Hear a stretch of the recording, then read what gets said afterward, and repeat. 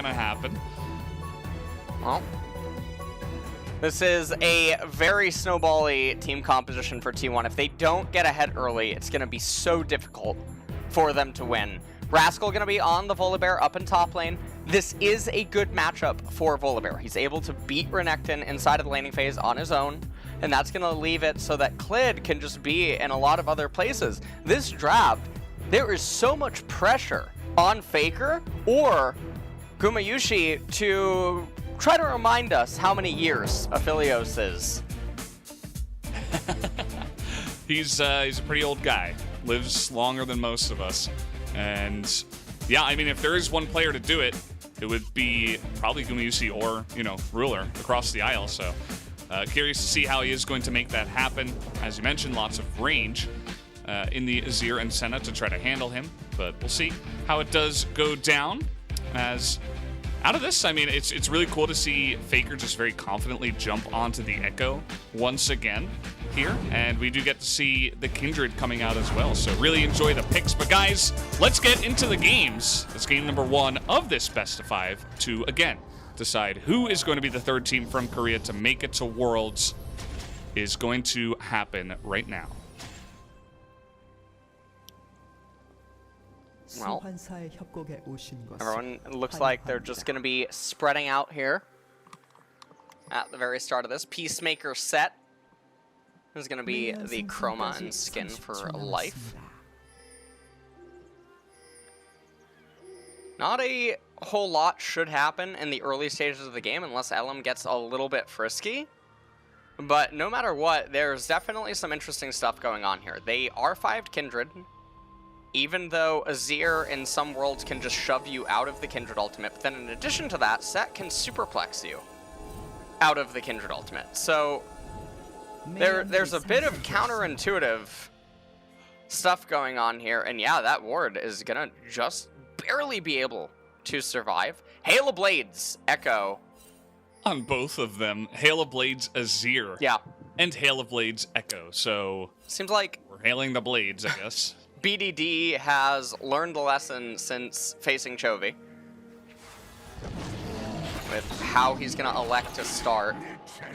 Now I'm just going to do a solo blue start here. Yeah, so no leash happening there. Efforts, no leash for both sides actually. Yeah, as you see, Life is going pretty aggressive to start us off. A lot of trading here in the mid lane as well. Looks like BDD got the very slight advantage on that one. Yeah. And down in bottom, I mean, T1 got the much better end of that initial trade. Clid now just gonna move in here, start his red camp, or Raptor camp, sorry. Just starting red. Ellim gonna take the red buff, and it looks like he's pathing up into top lane. He's dancing around right now. This is going to be the first pick for Ellim, first pick for Faker as well. Well, we got the root, and this is level 2 against level 1. Ruler just abusing this bottom lane with his range advantage, and here comes Life as well. Gonna get a huge trade down in the bottom side. You can see that effort not really able to do much, as it does feel like the better melee support in those little skirmishes does end up being Set. So once again, Ruler just saying, hey, by the way, you left Senna open. And I'm going to show you why it's strong. But here comes Ellim. Thinking about going topside, but there is a ward, actually, that he failed to scan. So is going to waste a bit of time up here on the top side, as the ward will now go down, and that was actually spotted because it gets pinged. This is really strange because Rascal had a cheater recall. He could have just gone for it, and he didn't, and now he's going to die. Here we go. Yeah, the flash comes in, and Rascal's like, well, I guess I'm dead. Here comes his jungler. Wait, they're turning it onto the Kindred as the flash away, and the damage is not there. Rascal will survive, as BDD is going to turn that one entirely around and pick up the first blood. You okay? No, I don't think I am. I'm not sure what I just watched. Valdes, we'll take a look at it in the replay. That's a bit of a situation, for sure. Oh, and here we go on the bottom side too. Gamayusi just gonna have to use his flash for basically nothing. also didn't have Cleanse anymore, so the trades down on the bottom side, you can just see Aphelios is getting used.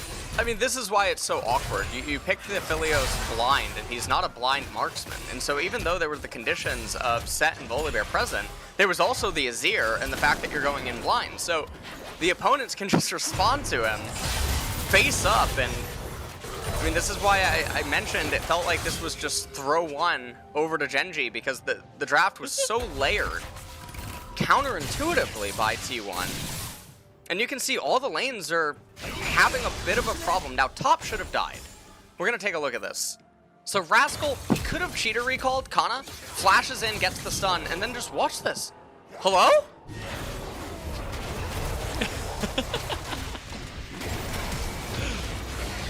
Canna's like, you know what? Actually, never mind. I mean, you can think that he's trying to give the kill over to Kindred, but you don't need to. I don't know what to think. Yeah, I mean, that was definitely very strange. He saw the Graves and he's like, I guess I just can't get in there. And it was a very passive play when his jungle was committing to the kill. And yeah, it just ends up being the one kill. I suppose at the end of the day, if he really had the true foresight, he was saying, well, I don't want to give the 3-2. Gamayusi doesn't have flash. Good night. Pretty much dead. Oh! Actually, one last auto will come in from Ruler after the flash. An effort, I bet you would, you know, at least want to have Ignite at this time. Maybe you could have reached for the kill onto Ruler, but it is not going to happen, as a straight-up kill will go down in the bottom side. And this game is very one-sided so far to the side of Genji. Yeah. This is really just looking like Genji are running away with game number 1. And we saw them do this to DRX even. In some of the games, they can just obviously run away with the victory very easily. And when you consider the way that the draft is as well, it's not like, well, T1 still has mid-game or T1 still has late game. That's not really on the agenda. Ruler and Life very intelligently pulling the wave, not CSing it immediately. They're trying to threaten a freeze if they would want to. Now, unfortunately, Graves is not in close proximity down in bottom. Otherwise, they can get a little bit more reckless and trade away HP values. Here goes BDD. It's going to be a trade of ultimates. The smite will come down. Clid reaching for the kill, but over the wall comes the Kindred. And the damage is not there. Oh? There's that chunking down, and down will go Clid? The trade of the junglers. So Clid overstaying his welcome, and Ellim gonna pick up a kill for himself. Hitting in the side in the river. Here comes Rascal, will flash on in, and Ellim, only level 4, is going to go down. That is a second kill going to BDD's Azir. Yeah, and I mean, this Azir hasn't recalled yet, and as soon as he does, things are gonna get very problematic. And actually, hold on. Oh man. Gamayusi. Yeah, trading it. Yeah. Gamayusi, who is going to go for the cleanse. And the Ignite will come down. Here comes Faker with actually a fantastically timed roam. He's going to get on in there. Effort will get that passive down, and they will assassinate Ruler, as that kill will go the way of Gamayusi. So Faker not able to pick up the kill, but a really nicely timed gank, and now they're going to get some plates. Yeah, that was a little bit surprising, the way that Gamayusi played that. He played it very reserved. The Haymaker still should have been on about an 8 or 9 second cooldown from set. They're going to end up getting the turret plate, and that was a really good roam down by Faker. Pay attention to this. Oh, this is the different timing. They just go in, they get the kill.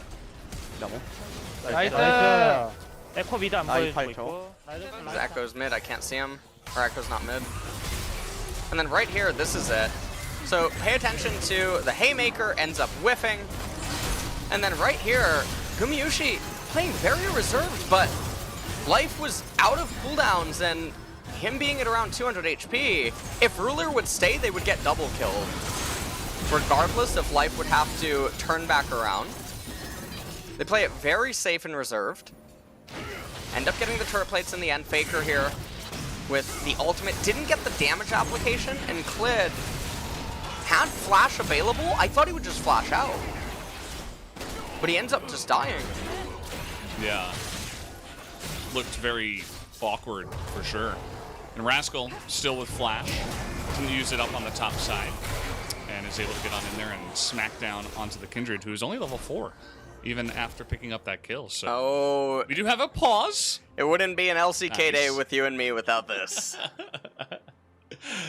Yeah, well, you know, we haven't had too many episodes of Forbidden Love, so they were like, well, let's give him a chance. It's the last day of the LCK, and apparently Rascal has some lag. So, again, this is one of the problems that is not an easy fix, because they need the ref to get over there, they need to confirm it, they need to try many different things, and then, you know, can get a bit awkward, so may just end up having a longer episode to start off. And apparently heard maybe it will take around 5 minutes. So so how you doing over there, LS? I'm doing fine. Honestly, it wouldn't be a day of LCK with you and me without a pause. A long one, too. This is the first of many, by the way. Just throwing that out there, yeah. I read the script. I saw that actually we have about 5 or 6 pauses, depending on how the games go.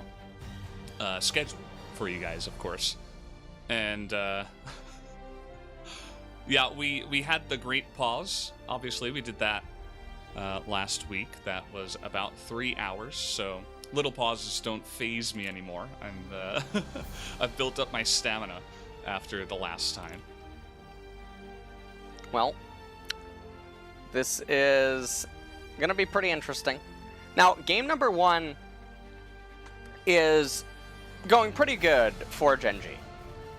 Pretty much all around, they have the better team comp. The longer the game ends up going, T1 are in a bit of an awkward spot in the game. They did just get some advantages down in bottom, and there's always the chance to 200 years the opponent. But the issue is that they're going to have some anchors on their team that aren't going to really be able to interact with their opponents the longer the game goes on.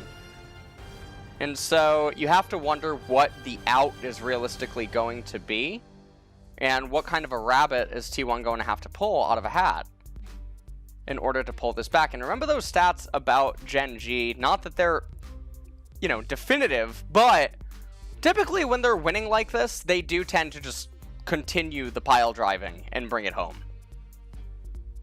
Yeah, I mean, overall as a team, they're very consistent, and they really don't throw games away when they are ahead. And yeah, here we are once again. Mm-hmm. And this game is definitely going the way of Gen.G to start off, and it's kind of unfortunate. We saw that Faker was doing everything in his power to try to turn it around, and actually, it was a pretty nice timing on the gank out of Ellim, so they have had some nice plays themselves, but it still remains to be seen if they can actually come back in this game. Yeah, well, I mean, it is also only game 1, and I think going back to the ban pick, it was very interesting. We had 7 marksman bans, which is pretty unholy. And then the 2 marksmen I expected to see was Ezreal Senna. I thought T1 would actually take the Senna because they have... Ezreal was banned, actually. Was it? Oh, he's banned in the second phase. Yeah, you're right. So... No, it was the 3rd ban of the first phase on red side, actually. I wish I could say lost memory. Likely senile, actually, here. Likely senile. So, not a big deal. Yeah. Oh, man. But Senna, with Ekko and Renekton helping enable them as they go in, would just have made so much more sense. Because you heal them as they go in, you don't necessarily have to follow up with them, you're still able to stay at a relatively safe distance. Whereas on the flip side, Aphelios, he now must go in. And so when you have other champions that must go in, like Ekko and Renekton, it's a lot easier for the opponents to respond to you when the champions that must go in don't have as much buffer or help coming to them. This is why team compositions like Yuumi and Karma with Olaf is so helpful, because he just gets so much EHP through their shielding and healing and things of that nature. So I was very surprised by where these marksmen ended up, you know, finalizing themselves in the draft, but it was very, very interesting. I thought we would get a Jinx or something. Yeah, I mean, Jinx was an option. We saw Kog'Maw being hovered earlier on this week, and well, we haven't seen him yet, but will be interesting. Also, Draven was left available, but they decided not to go into that pick either. And yeah, so that's about what happened down on the bottom side. I'm curious to see if there's going to be as much focus on the bottom lane after this one, especially by Gen G. If they see, well, he's just going to play Aphelios, then, well, we'll be happy with that. As, yeah, still waiting on the fix, guys. I'm sorry about the pause. This is one of 6 pauses that we're going to have, of course. And, yeah, just hanging out here. Yeah. Everything's exquisite. Honestly, it's feeling good. Indeed. What did you have for breakfast today? I haven't ate actually. I had a coffee. Oh, really? Yeah. Coffee. Had a coffee. Oh man. I'm on an empty stomach. I can't drink coffee on an empty stomach. Well, I don't know. It just it really gets to me if I do that. But I had some pho. what? It's very good. What? Yeah. Some pho. You know, like Vietnamese noodles? Pho? You ever had it? Yeah, pho. I thought it was pronounced pho. Is it pho? I'm not sure. I really don't know. Okay. It was good. It was good. I enjoyed it. And, yeah. Okay. It's pretty good. All right. I'm probably gonna eat after. What are you planning on eating later today? You gonna have another coffee? Is there anything else you got planned for the There's limited options here in the Death Realm. That's true. I will let you know about that. You know, I will. I'm not sure what. Story. Yeah, likely story. There's very limited things that I can get, you know, delivered here. Yeah. So, also it's pouring up here in Chun. So yeah, how is it in Seoul? It's fine here. Okay. I mean, it's a little bit gray and cloudy, but other than that, it's pretty fine. All right. Just, you know, still struggle because we can't really go outside too much with yeah, all of the COVID, of course. a lot of places around here have now closed in the last 2 days, but I thought everything was getting better because the cases have dropped dramatically. But I was telling Atlas in one of the casts that basically it's now at a point where you have to have a QR code to go into shops, and then you also have to sign in, and then you have to record your name, phone number, and something, and there's a camera that records you too. It's definitely interesting. It's yeah. Take your temperature. Yeah. It's a process. Yeah. It takes like a good 3 minutes to go anywhere. Yeah. Yeah. And you know what's actually happened because of that is delivery food has been selling a lot more. There's actually like yes. everybody's just, you know, buying delivery food, as I did today, actually, which makes sense. In Korea, you can get pretty much anything delivered as well. Yes. They have great services where, you know, even if you want something from a convenience store, you can pay someone to, you know, just hop on a motorcycle, go over and bring you a bottle of water if that's what you wanted. So definitely pretty fun, very convenient living in Korea. And we're still just hanging out, guys. Still waiting on the lag situation. I'm just watching the Korean commentators. Looks like they're still talking about the game, which is a bit unfortunate. Not too much else to say about the game. Yeah, the game is in a pretty weird state right now. It's still very early on. Obviously, chaos can still unfold, and T1 could manage to get back into a pretty good state, but besides that, not much else about the game to talk about. I will say, though, that these two teams are the reason that the match is as intense as it is for the final seed is that a lot of people perceive these two teams to be the second strongest seed that would actually be going from Korea. I know that is a very popular consensus on Reddit and Twitter and elsewhere, and amongst other analysts and pro players. So it is a bittersweet ending for one of these two here today. So we'll see. It's going to be pretty rough. I mean, imagine you go through here and it's like a 5-game series and you just barely don't make Worlds because you're facing off against such a strong team.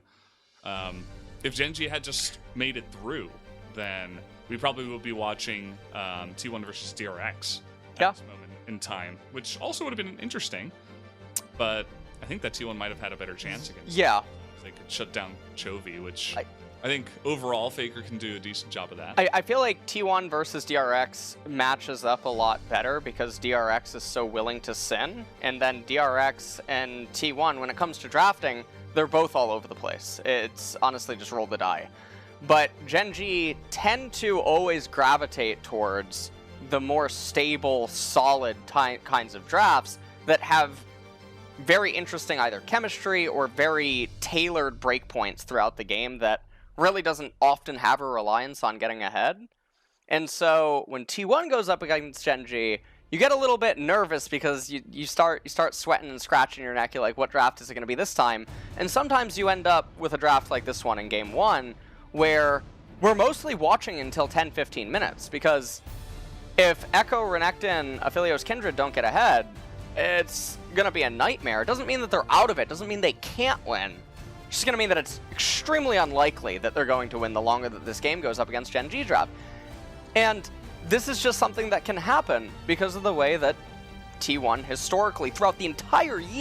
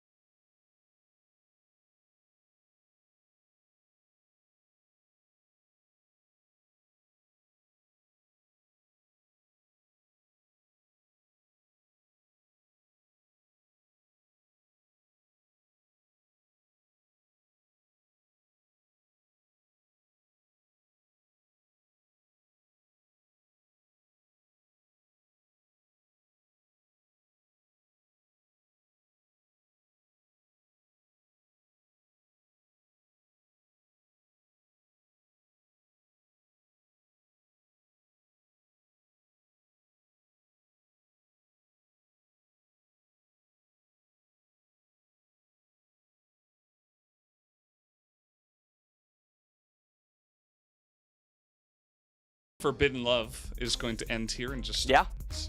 And this is going to be one of the last episodes of Forbidden Love. Yeah. This is the last day of LCK. This might be the last time you guys see us. Yeah.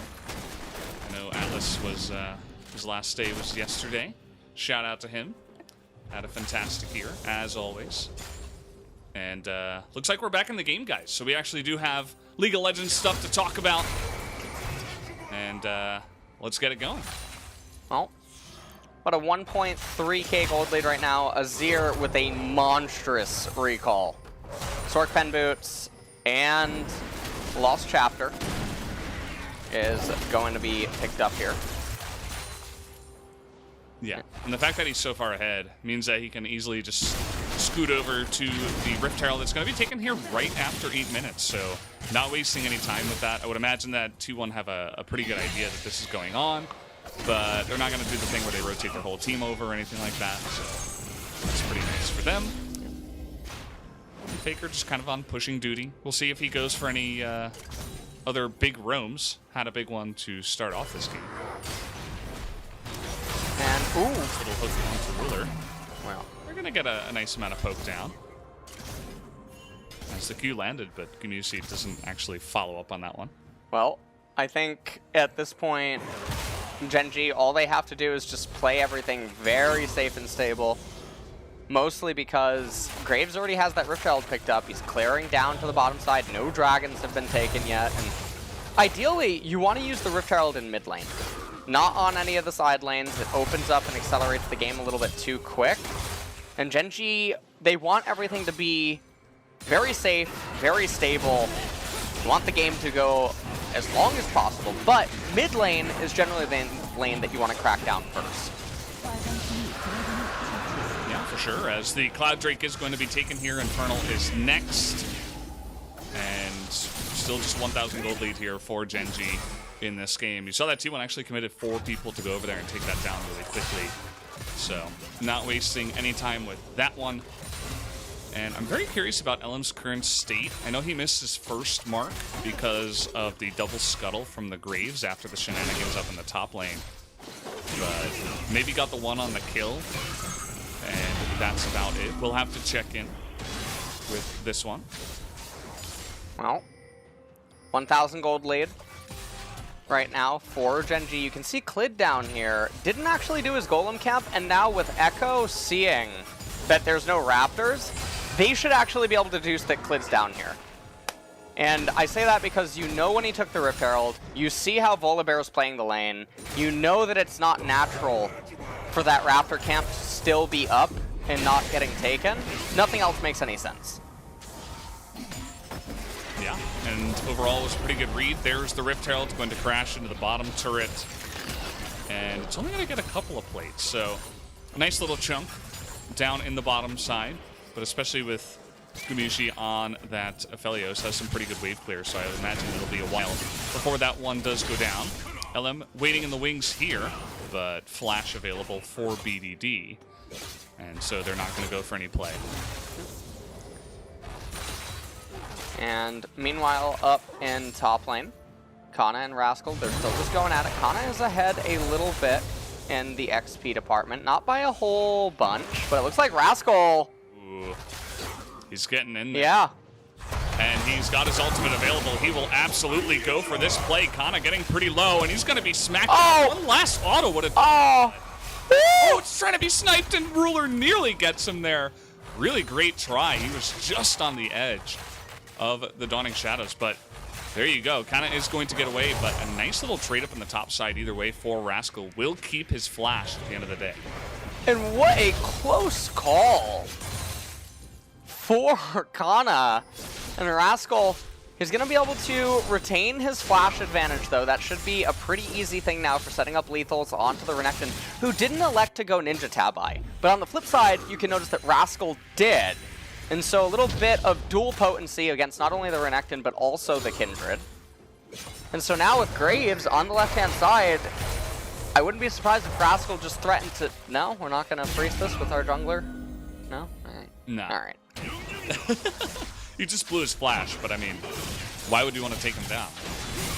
So the reason that it would be so good to freeze there is because Graves is in such close proximity and the enemy doesn't have Dominus, nor does he have Flash. So if you just drop the passive on Volibear and freeze the wave, Renekton can't walk up. And if he can't walk up, worst case scenario for you is you zone him out of 6 minions, which is almost an assist.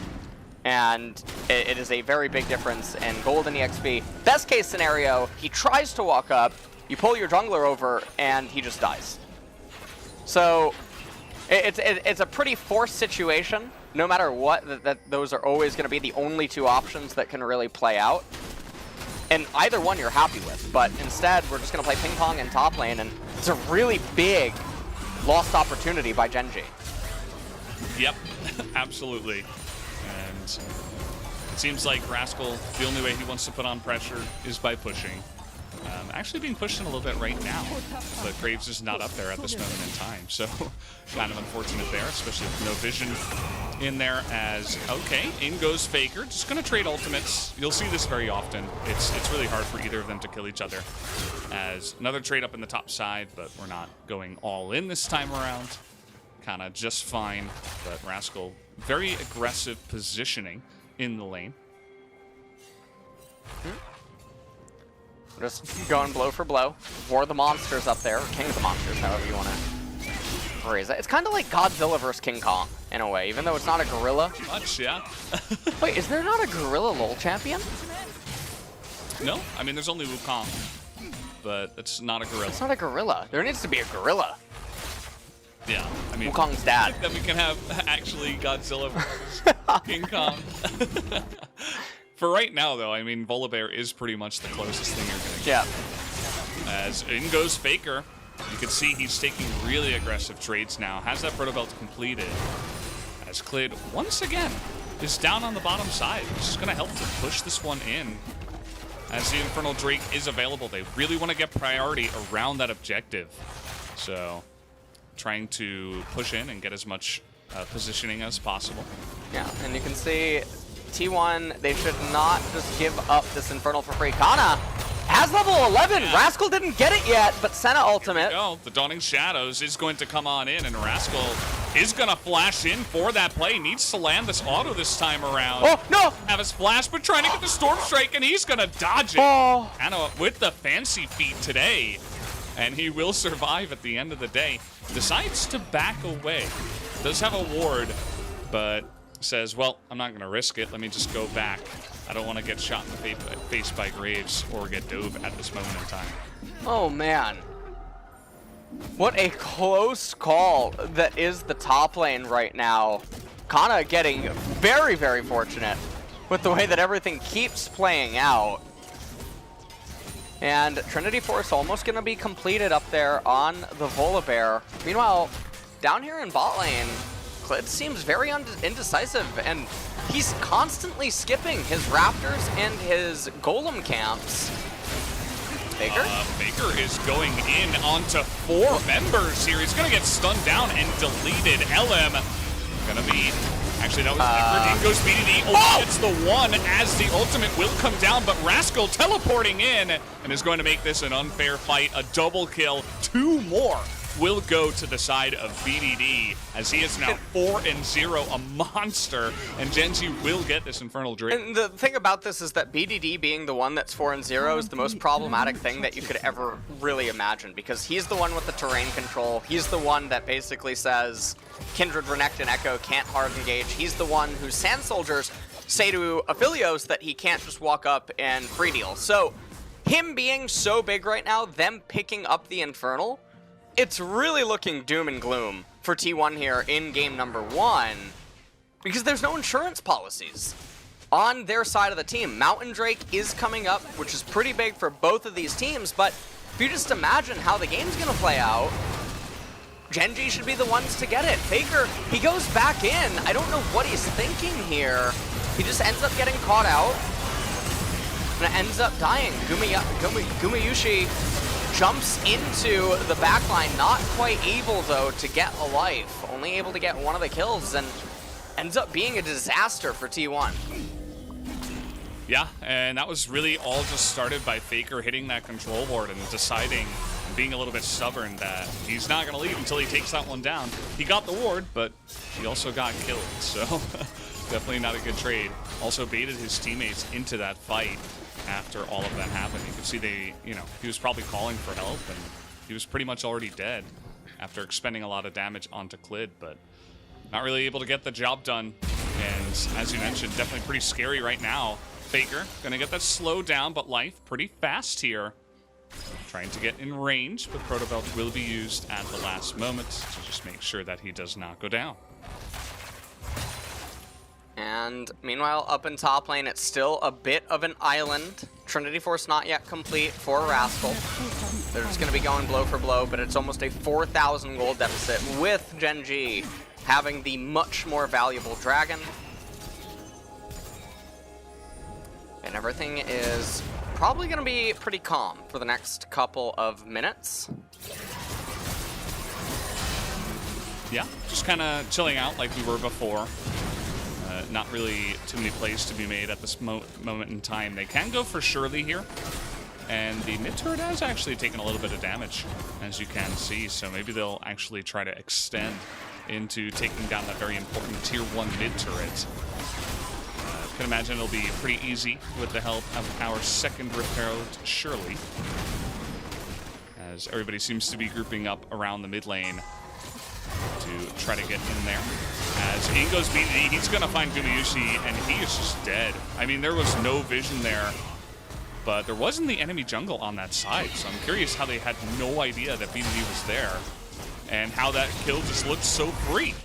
Yeah, and I mean, right now it just feels like T1 is a little bit lost on what to do inside of this game. Gen G, they're the ones with complete autonomy and control over everything that's going to be allowed to happen. Faker's just trying to split push down in bottom. He's going Lichbane, second item here on the Ekko. But the Mountain Dragon, that's going to really decide the fate, I feel, for the game.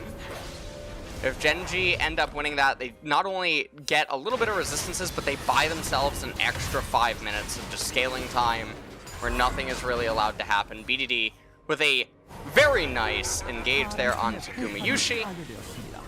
Everything's just really playing itself right now. Valdes? Yeah, I mean, this is why BDD plays Azir, right?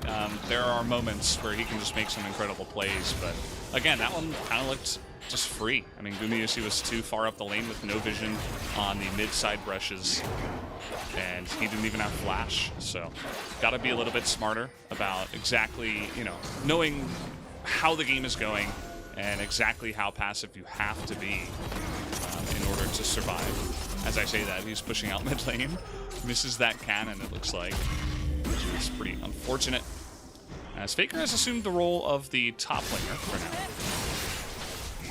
Wow. He's going to be trying to shove in the wave. Canna on the run right now. Going to get ulted by the Volibear. Clid not Yeah, here comes life as well. Clid a little bit unfortunate with this pathing. Will they have the damage is the question. As Dominus is used, and he will flash Ignite, ticking at this moment in time. Rascal gonna get on in there, rooted underneath the turret, but just trying to get that slowdown onto Gamayusi and just barely clips him at the end. So another kill over to the side of Gen G. Meanwhile, they're just pushing mid. Nobody's here. No one's... And they're getting so much value. Yeah, I mean, Faker's he's pushing top tier 1, but it's not gonna end up mattering. BDD is here. And this is a pretty cut and dry. No, don't kill that. They should let the Herald charge and then let the next wave kill the inhibitor. And if you end up doing that, you get super minions at 21 minutes, which is really valuable because you funnel in 5 minutes of waves into you for EXP and gold that the opponents are never going to be able to get access to. And it's not like the opponents can just randomly start up the Baron, right? You know that they're about to get the mountain, and so you can't even make an argument for that. This would be so much better if T1 could allow their mid-tier 1 inhibitor to just end up going down. I've seen a lot of teams, actually, they intentionally don't take the inhibitor, and it's for reasons like this.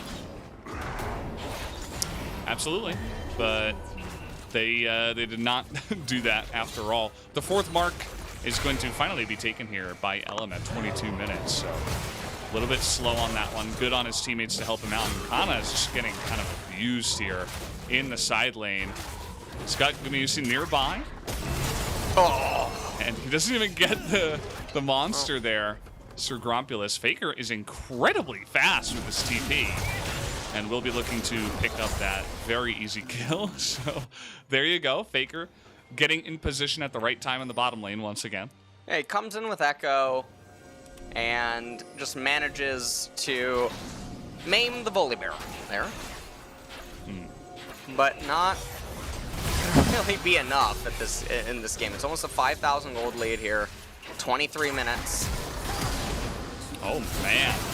Forcing the flash here, and here comes Faker as well. Will flash on in and secure that kill, and this Ekko is just...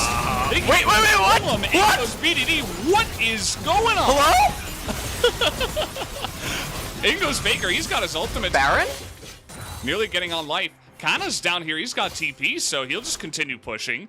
Volibear not in position, and they will, in fact, go for the Baron.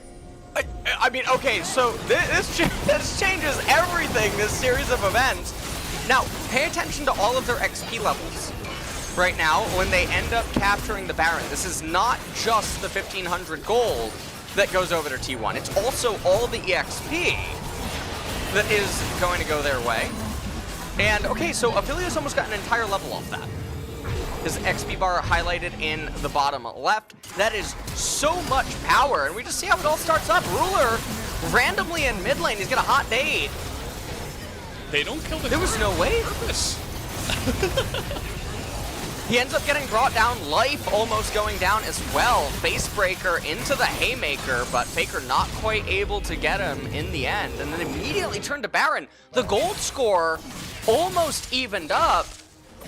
And now the levels as well are pretty much even across the board. However, Gamayusi ahead in EXP. Ever is ahead in EXP. Faker's about to ding 16. BDD just dinged 15.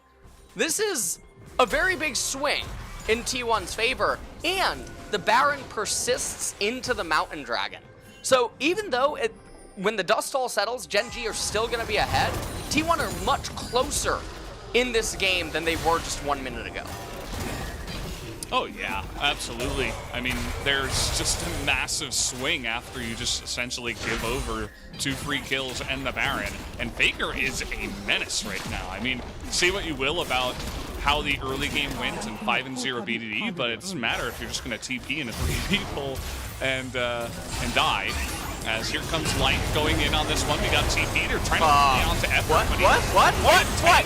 As the double knockup is going to come in, the triple actually, as Gen G are just falling apart out of nowhere, and T1 will lap this up happily. I have no idea what is the series of events that is unfolding in the last 3 minutes. Valdes, this is... I don't know. It's like a sandcastle getting hit by a wave. It's what's happening. Ruler, I think he's gonna. No, well, he's Yumu's. Yeah, okay. He has the movement speed from Senna. Man, this is. If you're a Gen G fan, this is not what you wanted to have happen.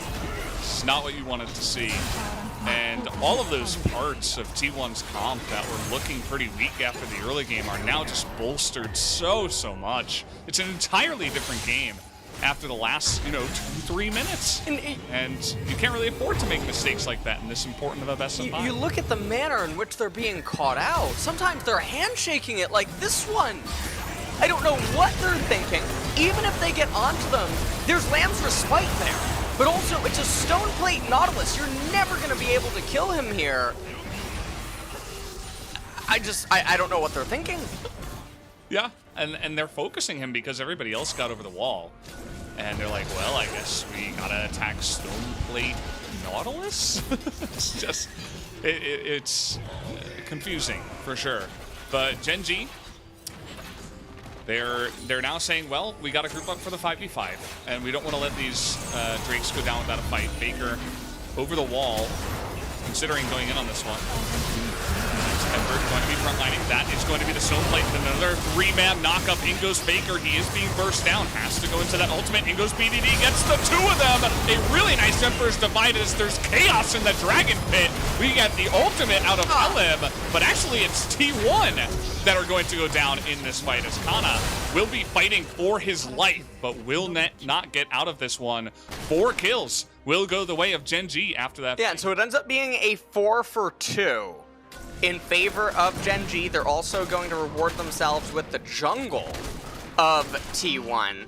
And you can just see Azir was doing so much inside of this team fight. Take a look at it one more time. Effort, he whips the initial engage. Now, T1 shouldn't have gone for this engage. They had the Mountain Dragon. They could have just disengaged. They could have backed off. Effort loses all of his HP. Shurima Shuffle onto the Renekton. He flashes back in to the fight. Lancer Spike comes out as well. Faker doesn't have anything he can do because he can't execute anyone because of the Kindred ultimate. A little bit of counterintuitive there, but not the end of the world. Gen G, they end up standing victorious. Clid has also now caught up in levels. Rascal back to being even. Gamayusi still ahead in the XP department, but Effort and Life now back to being even as well. And this game is, it's a roller coaster. Yeah, and KT isn't even playing, so it's been back and forth, and this is what you do like to see out of this kind of a rivalry. Unfortunately, I feel like it's kind of been back and forth because of mostly throws, although I do like BDD's play in that last one. The Lamb's Respite, a little bit confusing, as Ellim coming in here starting once again ahead of Cuz, and playing, a very difficult champion. You need to have amazing timing and positioning to play Kindred. It's, it's very intuitive. You have to have a lot of experience on that champion. Unfortunately, in that sense, he saved some of the members of Gen G in the Dragon Pit and allowed them to come back as Effort steps up and dies. Not much else to say about that one. The slow is going to go down onto Ellim. At the same time, he's going to have to flash away. Faker waiting in the wings. You can see that insane range out of Ruler, just tapping on the back. And now Gen G are going to take control of this one and look to push into mid lane. Well, they're going to raise the mid tier 1 turret. And honestly, this isn't something that I tend to like that much. Mid super minions versus just the cannon minions that you have generally they end up working against you in more cases than not. Typically, if you win a game-deciding fight, you're able to end it without a super. You just need a cannon minion, if it's going to be strong enough. Mountain Dragon is up in 2 minutes. Faker, well... Yeah, he's in a really awkward spot now. Good flash, at least, to get out of that one. As some trading down here on the side. Oh, man, that is going to whiff, but he does get a double root. Doesn't really amount to all that much, as Faker, they're pinging where he is exactly. But can they stop it? They can actually stop the back. That is huge. He doesn't have his ultimate or his flash. They should easily be able to get Faker here. Faker only has one choice, and that's try to fight. He can't do much, as now Gen G with the Baron available could consider going for this objective. Well, it looks like they should turn onto the Baron. Lamb's Respite is there, but now Clid's the one with the higher level. Also the Execute. I would imagine Clid would have a lot easier of a time trying to go for the burst than Ellim would. So we'll see what ends up happening. It looks like T1's actually just going to give it up. They're not even going to contest. Gamayusi, can he do much? Nope. No, the smite will come in. And that is going to be a nice little Baron over the side of Gen G. And yeah, pretty much just opened up in the enemy jungle. We're not going to take a look at that, though. We're going to look at Effort just kind of waddling in the mid lane and getting caught out here. And yeah, I mean, Effort randomly in mid for no reason whatsoever. Doesn't make a whole lot of sense. Gen G, they know where Faker is. Managed to get onto him. He's not able to get the recall off. They turn onto Baron shortly thereafter. They pick that one up. Now the Baron, it's going to convert. It will persist on. Okay, well.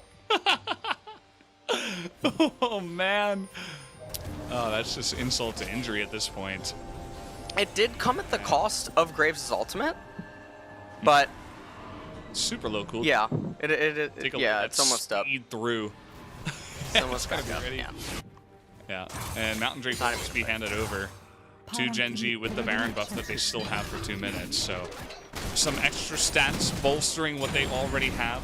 Obviously, a lot of tanky items for 3 of them. You can see the Volibear Graves and set, of course, rebuilding that. And here comes the push with the Baron down on the bottom side. And Faker immediately is just going to basically die. He gets sniped out by Ruler. See you later. And has 0 effect on the fight as they will continue pushing. Well, I think this is going to be the end of the game, Valdes. I cannot imagine T1 managing to survive this final push. There's so much damage. Oh. Yeah. In goes Rascal. He says, have a good night. You're not going to be able to do much. And BDD is just chunking through everybody on their side. Lamb's Spike comes in. Gamayusi trying to put on the 200 years, but gets slapped in the face by Life. Will put him down. And so will go the Nexus as well. Game 1 will go the way of Gen G. Even with some, some big mistakes there in the mid game, they were still able to